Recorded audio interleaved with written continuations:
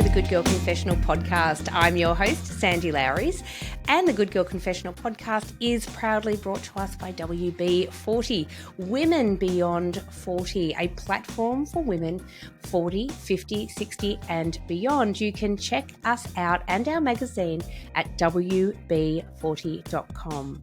Before we begin the podcast today, I would like to pay my respects to the traditional owners of the land on which this podcast is recorded. In my case, it's the Wurundjeri people of the Kulin Nations, and I pay respect to their elders, past, present, and emerging.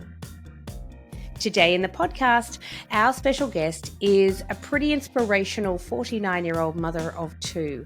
Her name is Justine Whitchurch, and Justine has had quite the journey. As an alcoholic, she had some pretty life-shattering and altering moments that led her to sobriety. She is telling her story in her new book, which is called Sobriety Delivered Everything That Alcohol Promised. She is really inspirational. Her writing and her blogging is really centered around self-medicating with alcohol, trauma, and how we actually try and prop ourselves up. She's an incredible person. Please welcome her to the Confessional, Justine Whitchurch.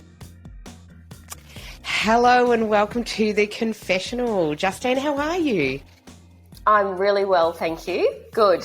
That's good. And thanks for joining me on a Saturday morning, nice and early. So, yeah, you're welcome. I was hoping that it would be sunnier where you are in Queensland, but apparently it's not been too sunny, has it? No, it's not. We've just copped a week and a half of rain and miserable conditions, but that's okay. It looks like it's shifting tomorrow, actually. So, but it's kind of been the theme all year, I think. Yeah, I'll keep my fingers crossed for you guys. So we've had freezing cold conditions down here in Melbourne, but not a lot of rain, weirdly. So yeah, well, you know, you've got to take the good with the bad, right? That's true. That is true. I'm so thrilled that you could join me here today because you've got a really, really fascinating story, and you've been on an incredible journey. So first of all, congratulations on your book. Let's have a chat about that. So tell us about the journey, how it started, and how it is that you came to be, I guess, would you call yourself a sobriety advocate and coach? Definitely. I call myself a sobriety speaker because I talk a lot and it's what I talk about. But yeah, I guess I'm not so much a sobriety coach because I always, you know, the disclaimer, I'm not qualified in drug and alcohol counselling, but I'm a lived expert. So I talk a lot about it, and I talk a lot about, you know, what got me from A to B and kind of out the other side.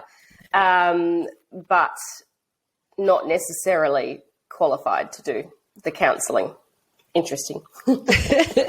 But what got me to where I am now? So I have been sober for 8.5 years now, but I would say I guess my recovery was probably the last 10 years. So it was almost 10 years ago now. I was a near-death alcoholic, and there was a period of time, you know, in those years prior where I was quite functioning, but the last 12 months I really wasn't functioning at all. So through a series of different life-changing events, I found, I guess, a formula. Well, there's a lot of backstory in between. What do you want to know? I want to know all of it. I want to know all of it. Sure. Okay.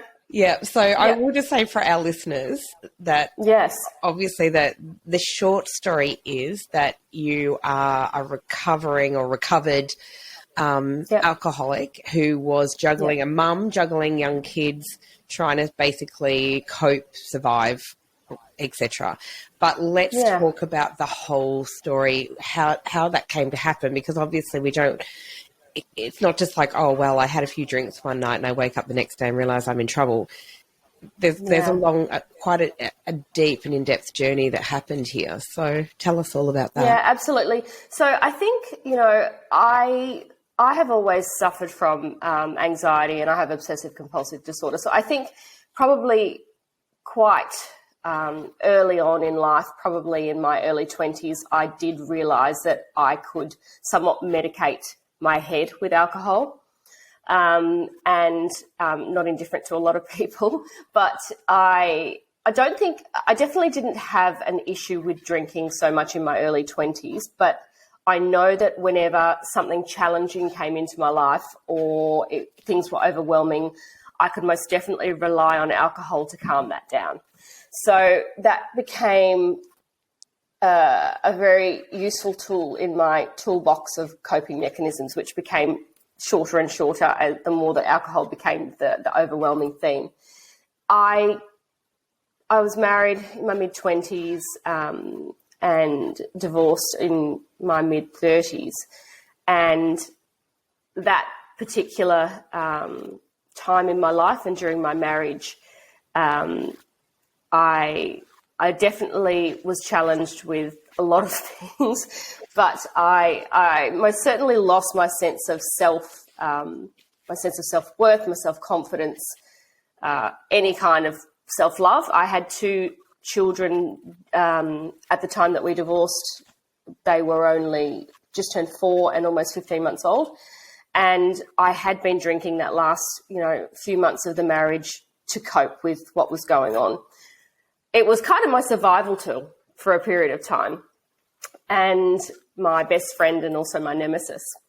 So we were divorced, and then I think I probably fell off the wagon straight after that. It wasn't during that time. So I kind of got myself through a really rough period with small children on my own. And I was in Melbourne at that time, and my family are all in Queensland. So I was, somewhat isolated from having, any kind of immediate nurturing or support or help with the kids. And I became more and more reliant on the alcohol. So it was definitely quickly becoming a physical compulsion and a physical addiction, not just the psychological addiction.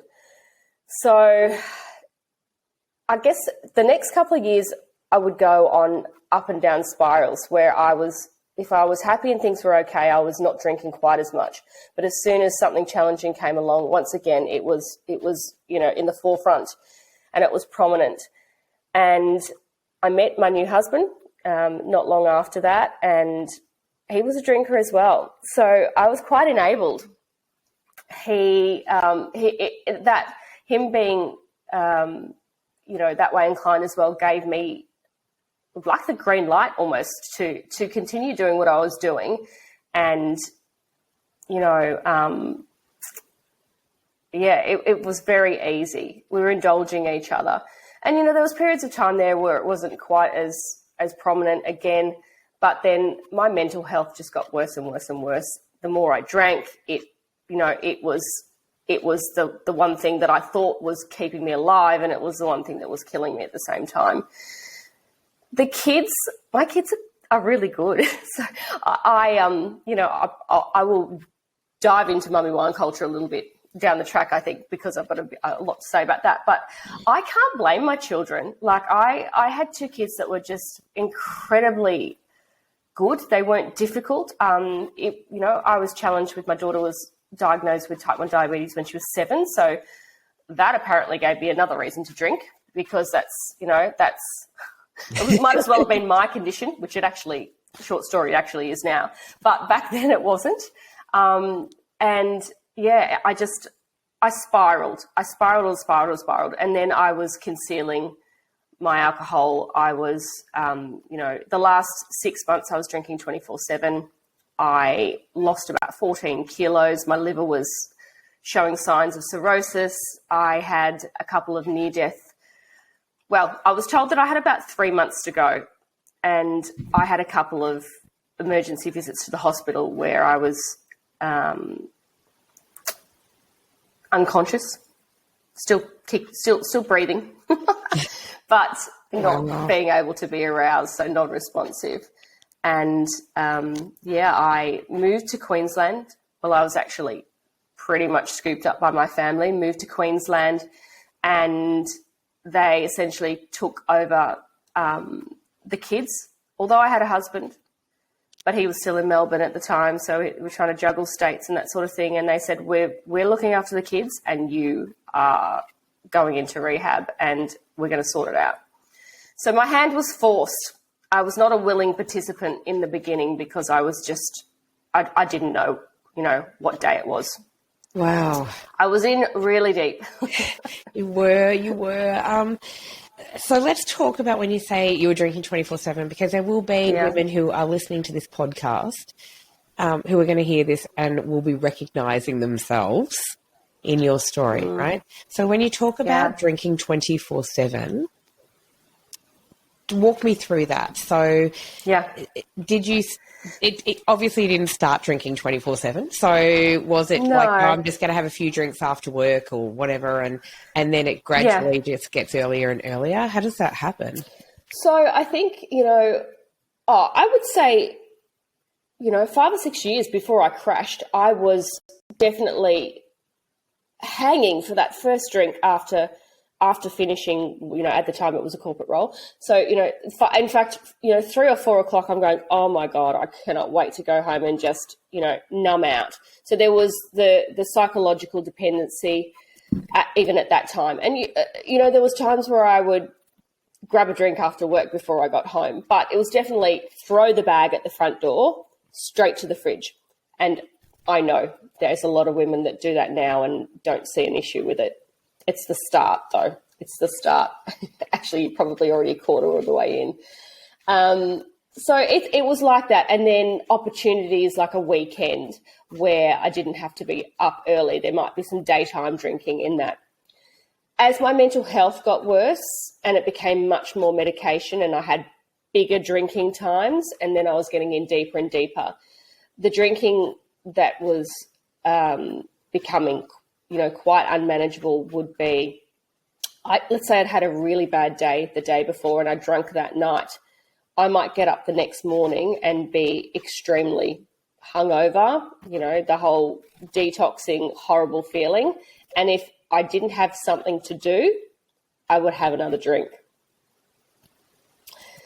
And then that started. And, the last 6 months, as I'm mentioning, in fact, I reckon a couple of years before that, if it was a weekend and I had nothing to do, occasionally I would get up and have one then too, and no one would know about it. Wow. If it was a work day, I had my trusty, back then, Xanax, because the doctors were prescribing me Xanax or Valium. I would have a Xanax or a Valium to take the edge off, because every day I was waking up feeling extremely hungover and anxious, and all of those psychological symptoms that I was trying to medicate my way through were on steroids kind of thing. It was that much worse. Hey there. When Sandy's not interviewing kick-ass women, she's hanging out with me at Alex the Seal, a podcast about music and nostalgia. I'm Jo Pybus, and each episode, Sandy and I talk about all the songs that got us hooked up, knocked up, and broken up. Do yourself a favour and search Alex the Seal on your podcast app. Love you, Molly.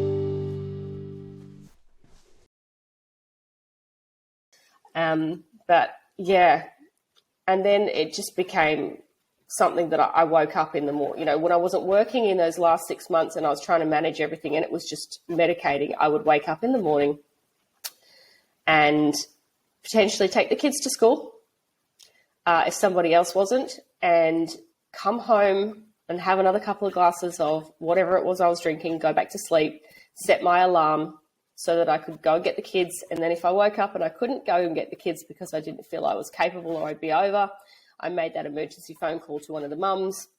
Can you go and get the kids? I'm not feeling well. So, I had all sorts of tricks up my sleeve. It's fascinating when you talk about that because... Hello, Sandy here from the Good Girl Confessional podcast. The Good Girl Confessional podcast is proudly brought to us by WB40, a platform for women 40, 50, 60 and beyond. Thank you so much for watching this video. If you'd like to see the rest of the video, please head over to WB40.com and subscribe to WB40 Extra. By subscribing to WB40 Extra, you're helping to support the hard-won wisdom of incredible women. So thank you. Please remember to like, share and follow.